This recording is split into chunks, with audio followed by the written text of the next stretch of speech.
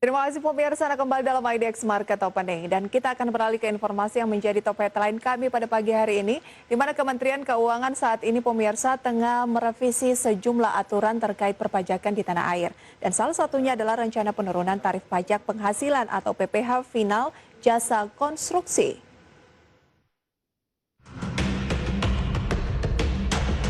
Beragam cara ditempuh pemerintah untuk menggerakkan kembali roda perekonomian nasional yang terhantam pandemi COVID-19. Setelah memberikan insentif perpajakan untuk sektor otomotif dan properti, kini pemerintah akan menurunkan tarif pajak penghasilan atau PPh final jasa konstruksi. Bahkan Presiden Joko Widodo dikabarkan telah menerima usulan dari Kementerian Keuangan untuk merevisi sejumlah aturan terkait perpajakan, termasuk di dalamnya penurunan tarif PPh final jasa konstruksi. Rencana penurunan tarif PPh final jasa konstruksi tertuang dalam rancangan peraturan pemerintah RPP tentang perubahan kedua atas PP nomor 51 tahun 2008 tentang pajak penghasilan dari penghasilan usaha jasa konstruksi. Adapun klasifikasi bidang usaha jasa konstruksi di Indonesia terdiri dari bidang usaha jasa pelaksana konstruksi atau kontraktor, jasa perencana dan pengawas konstruksi atau konsultan, dan jasa konstruksi terintegrasi atau EPC. Dengan demikian, tarif PPh final atas pekerja konstruksi yang dilakukan oleh penyedia jasa dengan kualifikasi usaha orang perseorangan dan kualifikasi usaha kecil ditetapkan sebesar 1,75% dari sebelumnya 2%. Kemudian, tarif PPh final untuk pekerja konstruksi yang dilakukan oleh penyedia jasa selain penyedia jasa yang tidak memiliki kualifikasi usaha atau usaha orang perorangan dan kualifikasi usaha kecil dipatok 2,65% sebelumnya 3%. Sedangkan tarif untuk konsultasi konstruksi yang memiliki kualifikasi usaha ditetapkan sebesar 3,5% dan tarif untuk konsultasi konstruksi yang dilakukan penyedia jasa yang tidak memiliki kualifikasi usaha sebesar 6%. Sementara itu, program penyusunan peraturan pemerintah tersebut ditetapkan untuk jangka waktu 1 tahun. Berbagai sumber IDX Channel.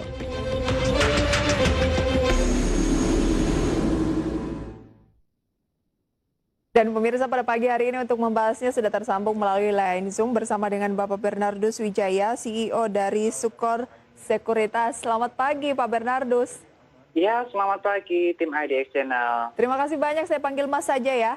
Boleh banget. Oke Mas Bernardus, mencermati sejumlah sentimen dari eksternal dulu seputar The Fed begitu ya, pertemuan dari The Fed yang dinantikan oleh bursa bukan hanya Amerika tapi juga global. Kita lihat respon dari Wall Street semalam ini positif. Bagaimana Anda menanggapi apa yang disampaikan oleh chairman-nya Jerome Powell? Ya, semalam The Fed telah menyatakan bahwa berjanji untuk menahan suku bunga antara 0 sampai 0,25% sampai tahun 2023. Nah, hal ini sangat positif sekali disambut oleh market. Kita bisa lihat market regional dan juga market Amerika Serikat sana, bahwa hal ini akan berdampak positif di mana ekonomi AS akan lebih cepat pulih dengan suku bunga yang dipertahankan di dekat dengan 0%.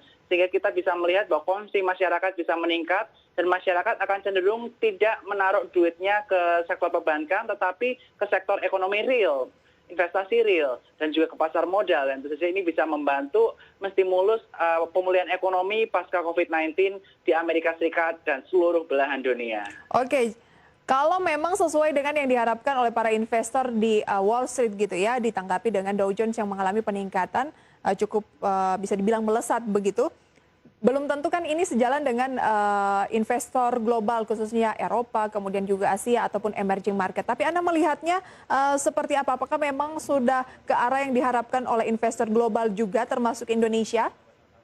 Yes, Amerika Serikat sebagai pusat perdagangan dunia tentu saja dengan stimulus yang luar biasa atau dengan tambahan dari istilahnya suku bunga yang dipertahankan dengan cukup rendah, tentu saja ini akan mendorong tingkat konsumsi masyarakat di Amerika Serikat sana, yang tentu saja Amerika Serikat sebagai pusat perdagangan dunia akan berdampak pula kepada negara-negara lain mulai dari Eropa, Asia, dan termasuk Indonesia. Dan selain itu kita juga bisa melihat bahwa kebijakan The Fed ini biasanya diikuti oleh kebijakan bank-bank sentral dari negara-negara lainnya, mulai dari Eropa, kemudian dari negara Asia, dan termasuk Indonesia.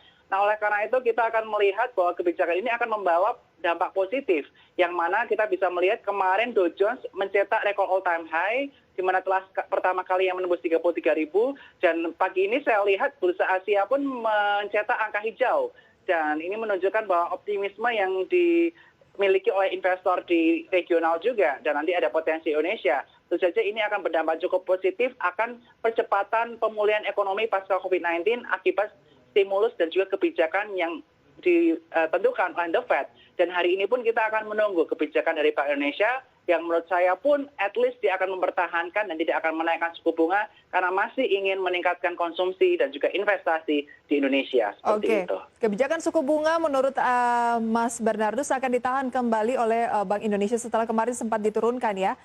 Yes. Tampaknya tidak akan turun lagi ya? Untuk saat ini potensinya tidak akan turun lagi karena kita bisa melihat US Treasury Yield Bond di Amerika Serikat sana ada kisaran angka 1,62%. Jika suku bunga diturunkan, ada ketakutan jika dana dari Indonesia akan kembali mengalir ke Amerika Serikat sana. Oleh karena itu, untuk menjaga kestabilan di mana US Treasury Yield Bond hari ini di angka 1,62%, ada potensi hari ini tidak diturunkan, tapi tetap dipertahankan di angka 3,5%. Karena ini pun sudah cukup murah sebenarnya.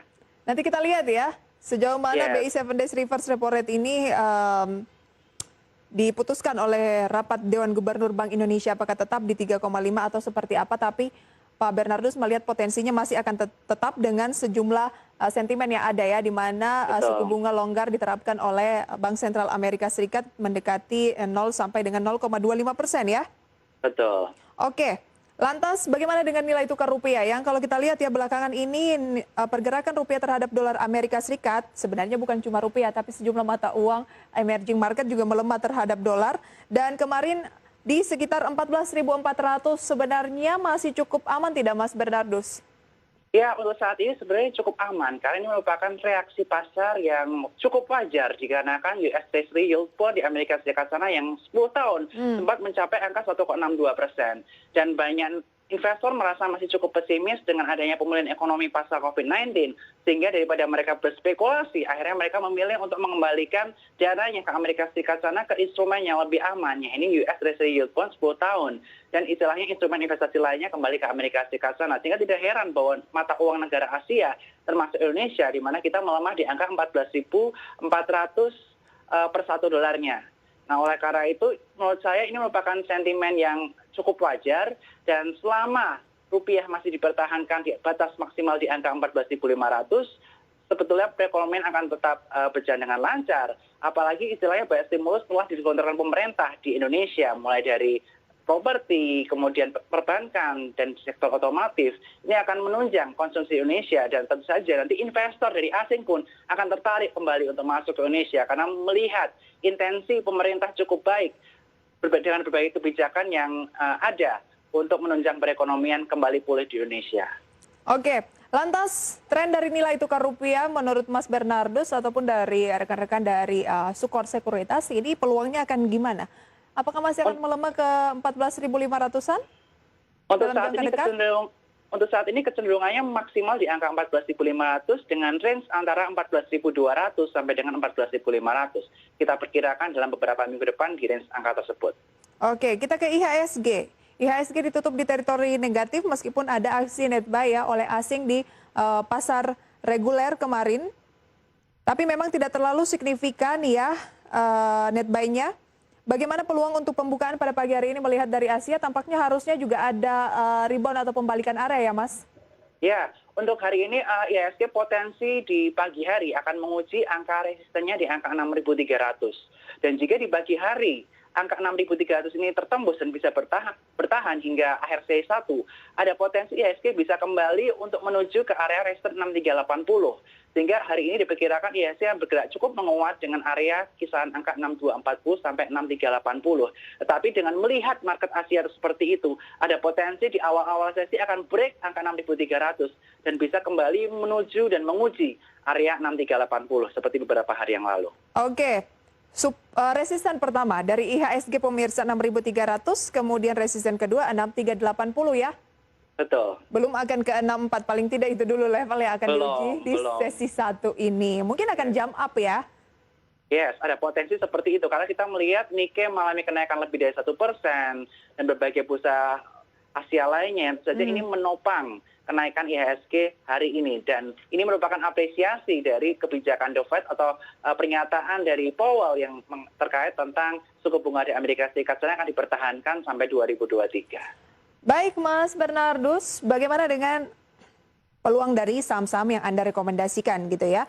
Kalau kami mengambil top headline pada pagi hari ini adalah mengenai relaksasi PPh jasa konstruksi nih setelah mungkin otomotif gitu ya. Kemudian properti, sekarang jasa konstruksi. Adakah konstruksi saat ini menarik untuk dicermati? Yes, jadi kita bisa melihat bahwa pengurangan PPh ya, jadi dari tadi ya PPh final di kisaran angka 3% menjadi angka 2,65%, tentu saja ini mengakibatkan earnings dari perusahaan-perusahaan konstruksi tersebut akan meningkat. Karena dari pajak yang harus dibayarkan itu menurun kurang lebih 12%. Sehingga ada potensi kenaikan earnings dari emiten-emiten kurang lebih di kisaran angka 13%. Dan dari analis kami sendiri yaitu Joy Faustian, yaitu analis dari Support Sekuritas, dia juga menyatakan bahwa pajak yang lebih rendah ini memberikan potensi dorongan pertumbuhan laba atau earnings dari emiten-emiten konstruksi terutama yang BUMN. Mulai dari Wika, potensi kenaikan laba bisa di angka 9%, PTPP 15%, kemudian Waskita 19%, dan juga Adikarya di angka 20%. Dan kita pun telah mengupdate target price baik kita untuk beberapa emiten tersebut, mulai dari Wika di angka 2360, PTPP target di angka 3000, Waskita target price 2250, dan Adi target price 2100. Dan kita juga bisa melihat bahwa dari manajemen PTPP sendiri menyatakan bahwa insentif ini sangat berpengaruh buat sektor konstruksi, terutama terhadap laba di kisaran angka 10-30%. Sehingga ini menarik banget karena dari sisi arus kas juga akan ada efisiensi kas keluar yang semula digunakan untuk pembayaran pajak bisa untuk istilahnya melakukan proyek-proyek lainnya lagi. Iya, apalagi proyek dari INA juga di 1 tahun beroperasi juga dipastikan akan lebih banyak atau sebagian besar akan menyasar sektor infrastruktur termasuk konstruksi di dalamnya ya? Yes, betul sekali. Terutama sektor-sektor konstruksi yang memiliki debt paling besar dan bekerja untuk jalan tol, terutama Waskita untuk inanya. Baik, ada Wika target di 2360, PTPP target price 3.300 ya, Waskita 2.250, Adi target price 2.100, boleh buy? Yes, buy. Kalau kita buy untuk 4 emiten ini. Nanti akan kita bahas emiten update dan saham pilihan lebih lengkap ya. Dari Mas Bernardus itu apa saja, tapi usai jeda pariwara berikut pemirsa, pastikan Anda masih bersama kami dalam IDX Market Opening.